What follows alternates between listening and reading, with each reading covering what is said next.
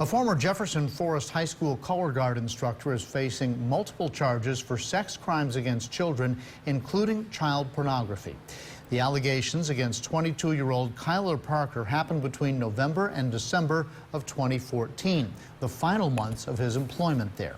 Now, it's unclear if these acts involved a student at Jefferson Forest. This is part of an alarming trend here in the Commonwealth. Over the past 15 years, 363 teachers have lost their teaching license. In this investigative special report, WSLS 10's Rachel Lucas found out more than half of those licenses were revoked for sexual misconduct with a child. It's still hard for us sometimes to understand why a person would want to do that. Child sexual abuse, propositioning sex from a child via computer, inappropriate touching, sodomy, indecent exposure. Just a few of the unthinkable acts against children detailed in this document we obtained from the Virginia Department of Education. In the past 15 years, 18 Southwest Virginia school districts have pulled licenses from 36 teachers for sexual misconduct. The most recent happened in January when a Roanoke City Middle School principal was convicted of having sex with a student. It's the city's third case. Unfortunately, that's not uncommon. Lynchburg City Schools have fired 3 teachers for sexual misconduct. Montgomery County, 4 teachers. The district with the most revoked licenses is Bedford. It revoked the licenses of 7 teachers for sexual misconduct. The details are hard for many people to imagine. Sex with teenagers, sodomy, child pornography, even soliciting some children to make porn. You read about these cases all the time, and it's very sickening, and I'm embarrassed when it happens here in Bedford County. Gary Hostetler is the chair of the Bedford School Board. You know, it's just always disturbing. He's dealt with all the cases. Reports, he says, are hard to hear.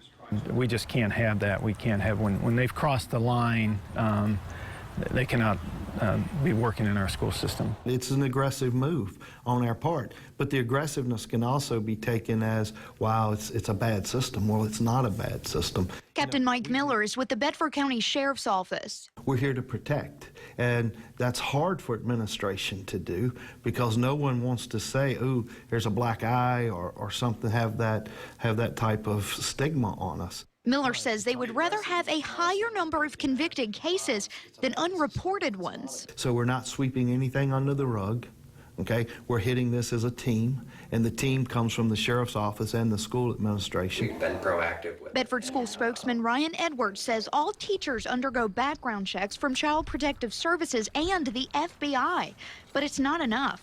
It changed dramatically in 2011 when we noticed that this was a growing problem, not only in our division, but in surrounding divisions and in the country. That's when Bedford implemented new annual training requirements for all teachers. We really tried to tackle this problem head on. We developed a program in cooperation with the Internet Crimes Against Children Task Force, which we implemented in all of our schools. The training educates teachers about the warning signs of abuse and enforcing their obligation to report their peers. According to the program, Darkness to Light, 80% of these cases happen when a teacher and child are alone. Since 2011, with both of those programs, we have really enforced with our staff to never be alone with a student in any situation.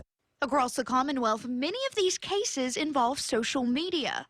I think probably with social media and texting and a lot of things that have grown in the last few years, that becomes easier. ICAC Lieutenant Michael Harmony says social media has changed crimes against children in general and has helped to over-sexualize our society. Why do children and adults feel it's socially acceptable to have graphic conversations with each other? And some of these conversations, when you go in and start reading them, are so horrific. I mean, I've been married for almost 30 years, and I mean, there's stuff that they say that I wouldn't dream of saying to my wife. While ICAC tracks these crimes with technology, the real prevention starts at home.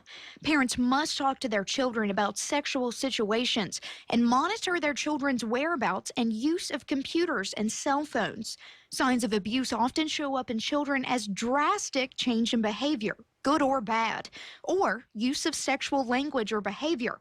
Physical symptoms can be the easiest to spot, but unfortunately are the most uncommon. In Bedford, Rachel Lucas, WSLS 10.